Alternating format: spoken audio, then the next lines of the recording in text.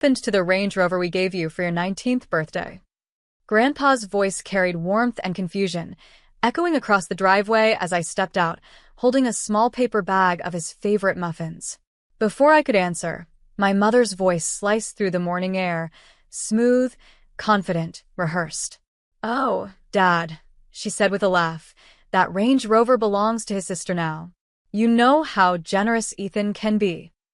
Hi, everyone. My name is Ethan Cole. I'm 22 years old, and that was the morning I realized my family could smile while stealing from me. Grandpa's expression faltered, the way a storm pauses before the first crack of thunder. He didn't speak, not yet. He just studied my face. And in that silence, I think he saw everything I wasn't saying. The truth was simple.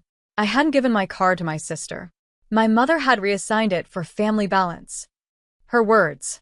Apparently, my sister needed it more because she'd just started her new social media business, a venture funded entirely by my college savings. So there I stood, the eldest son, with calloused hands from part-time jobs, arriving in a taxi to visit the man who'd once said, "I'm building this future for you." Grandpa didn't argue. He just smiled faintly, eyes distant, and said, "Come inside, buddy. Let's talk." And that's when I knew something in him had shifted. Inside, Grandpa's study smelled like cedar, leather, and the faint trace of old cigars, the kind of scent that carried history. He motioned for me to sit, his cane resting beside the desk like a silent witness. "So," he said quietly, "your sister drives the Range Rover now?" I hesitated, but lying to Grandpa had never been an option. "Yeah, Mom said it was better that way. She handles the brand's PR and the car fits her image." He nodded slowly, his jaw tightening. "And what do you drive, buddy?" I laughed, though it sounded hollow. "Whatever the Uber app sends." His gaze softened with something I couldn't name, disappointment, maybe grief. Then he said something strange. "You know, Ethan, I once built this family business from a truck that barely started. I didn't do it for image.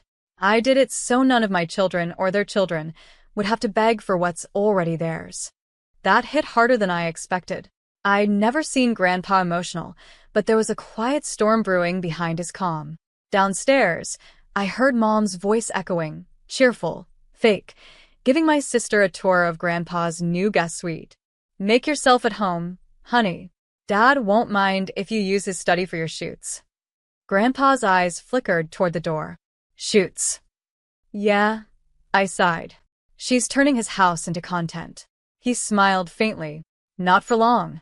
That evening, Grandpa insisted we all have dinner together. It felt formal, like a board meeting disguised as a family meal. The long oak table gleamed under chandelier light, and the air was thick with something heavier than tension, pretense. Mom kept up her cheerful tone. "Dad, you should have seen how amazing Lily's doing online. Her brand's going viral. The car really helps with that luxury image." Grandpa simply stirred his soup. "Luxury," he repeated. "Funny word.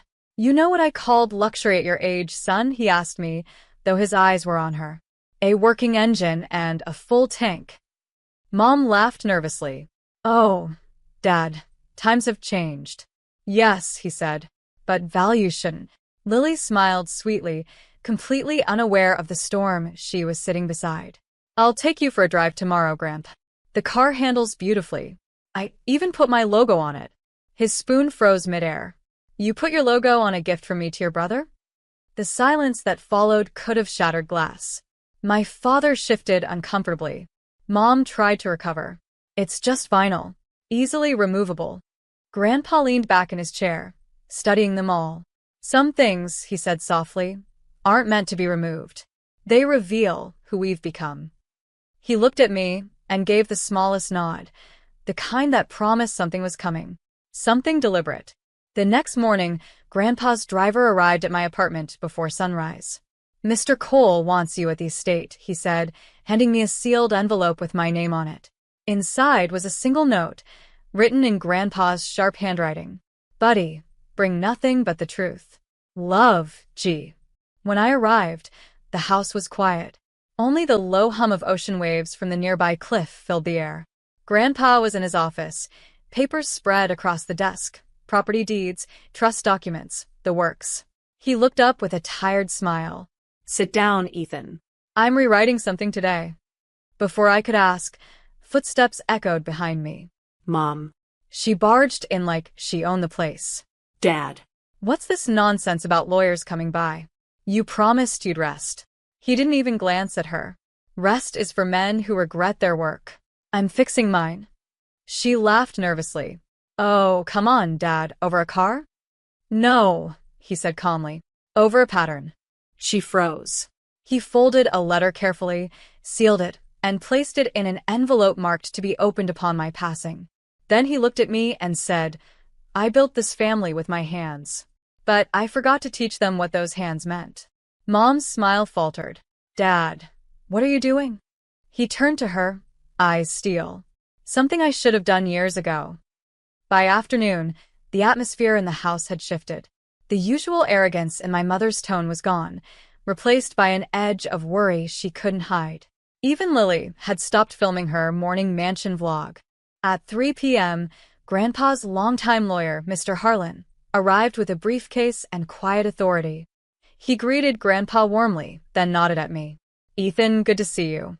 I assume you understand why you're here. I didn't, not yet. But Mom clearly did. She stood near the window, arms crossed, watching like someone waiting for a storm she couldn't control. Grandpa gestured toward the large oak desk. Harlan, show them the revised draft. The lawyer opened his briefcase and pulled out a thick folder. Updated property allocations, new trust clauses, and a signature page with Grandpa's unmistakable initials. Mom's voice cracked. Dad, what are you doing? Making sure ownership returns to the hands that respect it, he said evenly. Lily frowned.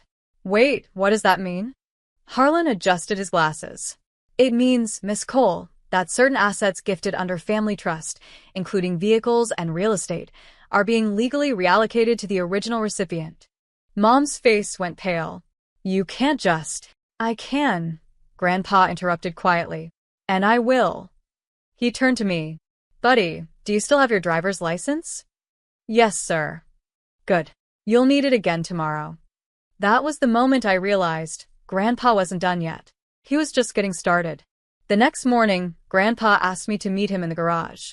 When I got there, the air smelled like oil, salt, and something older, nostalgia. And there it was.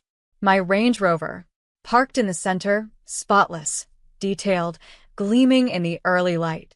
The vinyl logo my sister had slapped on the hood was gone. In its place, a silver nameplate read, For Buddy.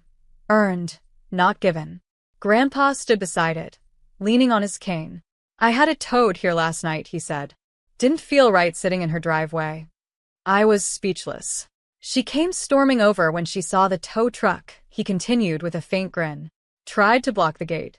But the registration already reverted to your name at dawn. Legal transfer, signed, sealed, done. I ran my fingers along the hood. Grandpa, I don't know what to say. Say nothing, he said softly. Just drive me to breakfast. When we pulled out onto the coastal road, the sea glimmered beside us. Grandpa's window was down, his hand resting outside, catching the wind. You know, he murmured, it's not the car that matters. It's the lesson that comes with it. I glanced at him. And what lesson is that? He smiled faintly. You can't teach gratitude to people who think love is a transaction. 2 nights later, Grandpa invited everyone to dinner again. Same table, same chandelier, but this time there was no pretending. The mood was brittle, the silence louder than any accusation. Lily sat quietly scrolling her phone. Mom kept adjusting her napkin, waiting for a chance to speak. Grandpa didn't say a word until the main course was served. Then, he laid a document on the table, the official copy of his updated will. I'm old, he began. Old enough to know when my lessons haven't landed. So, I'm leaving one more. Mom's voice was sharp with fear. Dad, please, this isn't necessary. We're family. He looked right at her. Family isn't ownership, Emily. It's responsibility. And you've mistaken one for the other. He turned to Lily. You wanted image.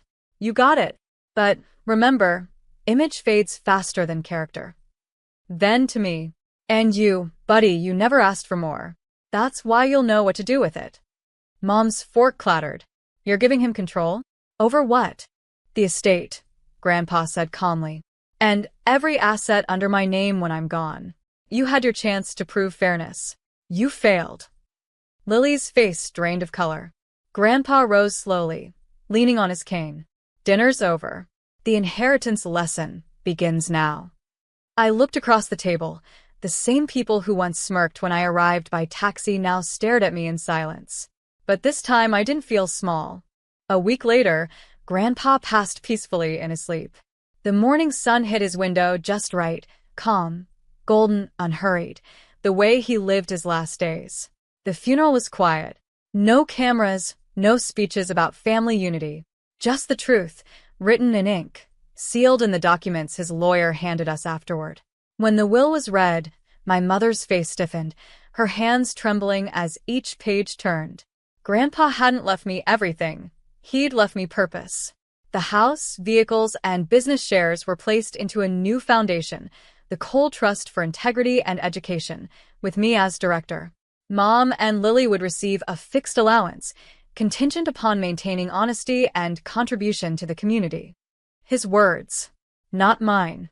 I didn't gloat. I just listened, feeling the weight of what he'd done. It wasn't revenge, it was correction. After the meeting, I visited the coastal road one last time, parking the Range Rover by the cliff where he used to stand. The ocean was loud that day, but somehow peaceful. I whispered, "You didn't punish them, Grandpa. You taught them." The wind answered softly, brushing through the open window. That night, as I drove home, I realized something he'd tried to show me all along. True inheritance isn't what's left for you. It's what's built in you. And as the lights of the city appeared ahead, I smiled, finally proud to carry his name.